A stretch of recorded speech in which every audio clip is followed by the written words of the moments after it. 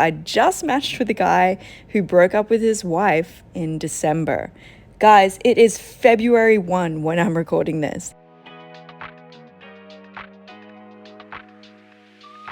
Welcome to Season 3 of Self-Care-ish, a show about being selfish with care. I'm Megan, your host, and each week we riff on different ways to nourish yourself after a divorce, or if you're on a dating or self-dating journey. Either way, I'm so happy we found each other. Let's get into it.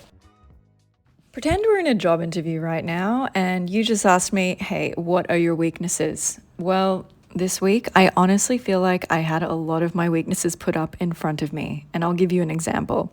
So for instance, when I first started this pod almost a year ago now, I put in my calendar to do Married at First Sight episode recaps when the show started again. And I thought this would be an awesomely great thing to do because it's a wildly popular show, and this being a predominantly, but not totally, a divorce podcast, I thought it would be fun to look at the show from the perspective of someone who's been through it and is on the other side of marriage. And I did that. I got back from Fiji last week, exhausted, but because it was a trip from hell. And then the reminder that I put in my calendar a year ago popped up in my phone. Thank you, past Megan. Anyway, so the reminder said record maths recaps. And the show started the night I got back from Fiji, basically. And here's where I get to the weakness part. If I have something written down, like in a to-do list, I just have to do it. Even if it's not good for me, even if it's not physically feasible, I will do it. This is why I use the job interview analogy at the start of this, because it can be a great thing. It's a positive thing. I am a very can-do person. I'm sure if you do the same thing, you are too. But I really should have analyzed where I was at now and considered if, one, I could even make this work and still give my son adequate care and attention, as well as getting some sleep along the way. And two, if that kind of content actually resonated with where the show is heading and where I'm at now. Because when I started Self-Care-ish almost a year ago now, I, like many people who start a creative project, wasn't even sure if I'd be able to keep it up for more than the minimum 18 episodes I promised myself that I would do. Like, I challenged myself to do that because, as you probably know, a lot of podcasts start and then fade away. And I'm really proud that we haven't done that, guys. I'm kind of addicted to it now. And now we're really rising up the charts. So just let that be an example that perseverance works. But I've learned so much from the people I've spoken to over this past year that I'm not in the same place that I was when we first started. And I want this to be a place that uplifts and helps people and not pokes fun at reality TV. So there you go. We did 2 recaps and lessons were learned. They're still up for now. I might take them down, but it really got me thinking a lot about the mistakes that we make, because we all make them and we all hate making them, but they're inevitable, right? And we have to reframe them as learnings, right? And what is a separation or divorce or a breakup if not one long, painful, sometimes learning journey, right? And if you want life or relationship advice, I honestly think you need to talk to a divorced person. I know it sounds counterintuitive, but call me crazy, but I think people who have been through the worst are the people best equipped with tips on how to avoid those things. So with that in mind, this episode encompasses 3 of the big mistakes I made after my separation and during my divorce. These are the things that I'm glad I did because, learning, but I'm sharing to hopefully save you from doing them.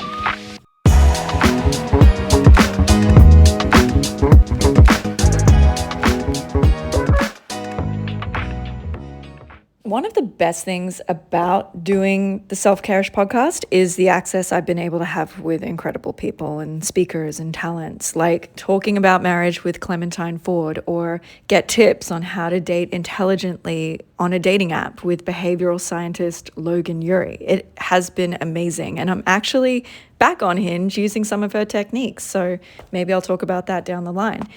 I have also really loved how much it's connected me with other people going through the same stuff. Like when you first break up with a long-term partner, you're not the only one going through it, but you still feel totally alone. And it makes sense because the person you would normally call to riff over stuff or your day, your ex, you can't. It's like losing a limb. And that's even if you're the one initiating the breakup, which is why I created the Dynamic Detachment Program. Yes, it is 6 weeks of one-on-ones with me and access to guest speakers and with personal Q&As with those people. But you also get a built-in community of people to connect with who are in the exact same boat as you.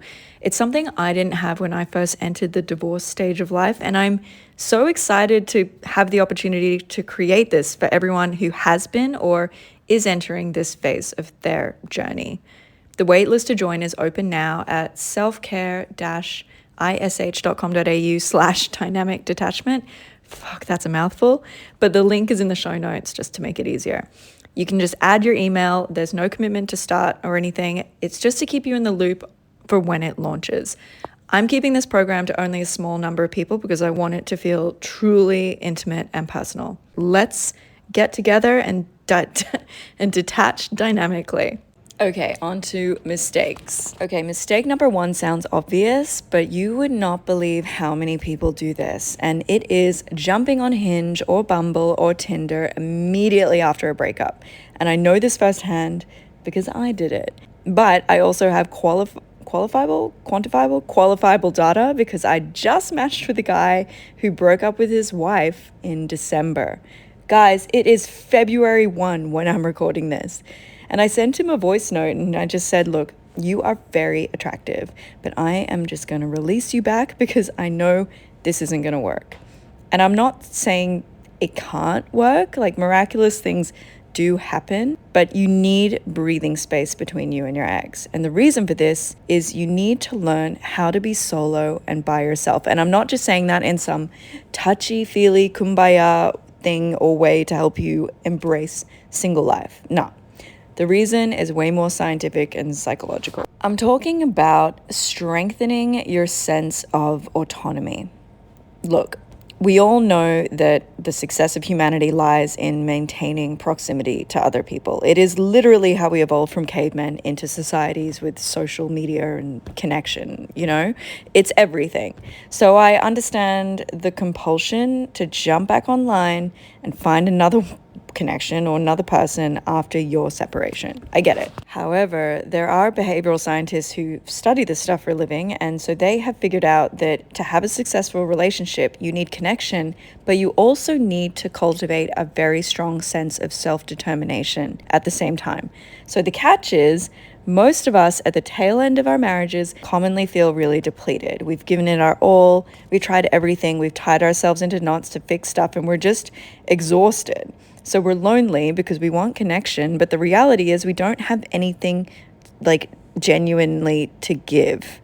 We might think we do, but I promise you that if you take at least 6 months off to find out the things you like again, like as a single person, it's going to help make your insides feel more congruent with your outsides. Congruent. Because every time you go to a meetup group by yourself or take yourself out on a solo date or even go on a little trip by yourself, you are learning how to sit in the uncomfortable feeling of being alone. And in the end, you end up reparentifying yourself and you learn how to pacify your own needs. And this happens quite quickly. You learn not to look for someone else to fill or fix an icky feeling inside yourself, and you just figure out how to do it all on your own. And it is a good feeling and it can be addictive, which is why you hear about people who have been single for a really long time who don't re-enter the dating world because they're scared to give that feeling up. So the balance here is taking enough time to understand your loves and your strengths and your triggers, and then putting yourself to the test by dating after a period of time so you can learn to be in a relationship that doesn't repeat old patterns. Actually, a great episode of the pod you should jump on is my chat with Sabrina Zohar of the Do the Work podcast. She's amazing. And she said you should always ask yourself this question every time you think to download a dating app. And it is, do I want love or do I want to be rescued? Rescued from like bad feelings or feeling lonely. It's not just material stuff. So that question is actually my Roman Empire, and I think about it all the time. And this leads pretty seamlessly into mistake number 2. And that is jumping into bed with someone on the first date. And I'm getting a little personal here, but I've done it.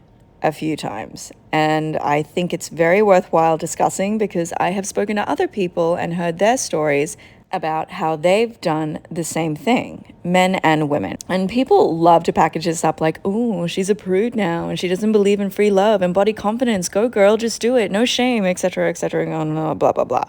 And I get it. We're not into slut shaming here. However, I have a reverse theory about it. Ironically, I think that a large percentage of people jumping into bed on the first date are doing it because they aren't confident. And if you do fall into bed with someone on the first date, power to you. I'm not saying you should feel bad about that. But what I am saying is before you get to their house, it's worth sitting with your gut and going, am I doing this because I feel confident and safe? Or am I doing this because I don't feel confident and safe? And sometimes we can confuse the butterflies for excitement on a date. And that excitement can be really fun, especially if you haven't dated for a while. So it can be really difficult to determine how you're feeling. Even harder to determine that after you've had a couple of martinis and you're making out a little bit on the street, from personal experience there. And the reason I say this is important to know is if you do sex on the first date because you're worried they won't like you if you don't do it, or won't come back for a second date, or you want to check the bedroom chemistry before you risk investing any more time into this person, all those things are linked to a level of anxiety. And you might think you're covering this up and playing it cool. But human beings are nothing if not incredible at feeling out vibes. We are just little emotional temperature gauges, and that's especially on dates. And that person you're with on the date, they can feel it. And they've probably also had a couple of martinis, so they're ignoring those vibes and they're just going, great, sex. And before you know it, it's the next day. And if you missed out on an incredible opportunity to feel somebody out, get to know them, potentially make the sex even better because it's more exciting because you've had to wait a beat for it. But also there's some behavioral sciencey stuff behind this. And I'm just going to really simplify it here. You might know this already, but anyway, it goes like this. Women fall in love through sex. Men fall out of love through sex. And that's just on oxytocin. Us women, we release this love hormone, especially during sex. Whereas studies have found that men fall in love through dopamine and vasopressin, the joyful hormones that are released after you've completed a challenge. And for many guys, the obvious challenge, getting you into bed. And now I am ready for you to slide into my DMs and tell me I'm being too old-fashioned. But I swear I'm not. I'm open-minded, just not, physically open. Okay, finally, mistake number 3. And that is trying to completely change who you are after your separation. Now, I am a massive advocate for branding yourself, even if you're not selling yourself or doing anything on social media. I'll go into this in more detail down the line. But I truly believe that finding out what brand archetype relates closest to you is the fastest way to feel in charge of your life and your purpose or direction. And it doesn't mean you live in a controlled way in this bubble and you can't branch out. It just creates this sense of calm and a framework for how you want to live moving forward, which I think is very helpful when you feel like the world is falling apart after your separation. So for example, say your archetype is the explorer. So that means you're driven by the concept of freedom, and figuring out how to live in a way that speaks to that and how to embody that in your everyday life helps you feel like you're on your path and helps create this enormous sense of joy. Like you will just feel like you're living authentically. But something I think a lot of people do, and I know I did, is they leave their marriage and they think, well, I'm going to completely change my life right now, starting with who I am. So for instance, I wanted to be sexier. I wanted to feel like one of those women who post those soft life videos on social media, just a very put together person where nothing bad ever happens. And that's on trauma, people. Because those women look like their lives are amazing and clean and calm. Of course, you and I, we all know that social media never shows the full story and everyone has issues. But I wanted to embody that. So I started putting on that facade and trying to wear that. And of course, that's not sustainable if that's not who you are. I am not a soft life woman. That person is mostly categorized under the lover archetype. And I'm not that. I mean, I have elements of that, of course, but my core driver is probably closer to the everyman. And that doesn't mean I'm basic, maybe a little basic, but it just means I'm someone who wants to create connection and understand people. But what is amazing is you can take reference from the things that are pulling you towards a specific archetype. Like I said, I loved the soft life, lover girl aesthetic, because it seemed like that kind of person is living a very peaceful existence, and I wanted that. And I think that's something a lot of people want after a tumultuous breakup. So what you do is you take that information and you go, okay, I'm clearly driven by the concept of safety and calmness, but I know I'm also driven by connection and authenticity. And that is the intel that you use to brand who you are so your next life, or the next half of your life, feels truly authentic. And yes, we actually do this in the dynamic detachment program. Go in a lot more detail there. It's probably my favorite part of the program. And I just want to close with something. Ultimately, remember this. Nobody is watching you as closely as you're watching yourself. So mistakes might happen. Oh, they're gonna happen, definitely. Don't stress them. I actually live by the mantra that people are going to talk about you no matter what. If you do nothing, they'll say you're boring. If you're sharing, they'll say you're too loud or you're trying too hard. And if you don't try, they'll say you're lazy. And about 10 minutes later, after talking about you, they're usually back to thinking about themselves again. And you know what?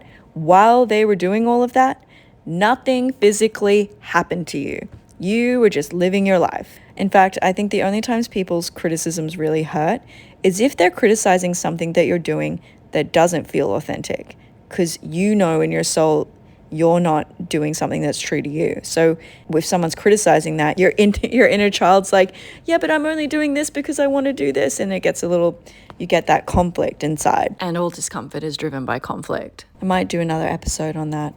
Anyway, I hope this helped, and if you want to go deep on the things we've discussed today and connect with other people going through exactly the same thing, sign up for the waitlist for Dynamic Detachment. The links are all in the show notes, and I will see you next week.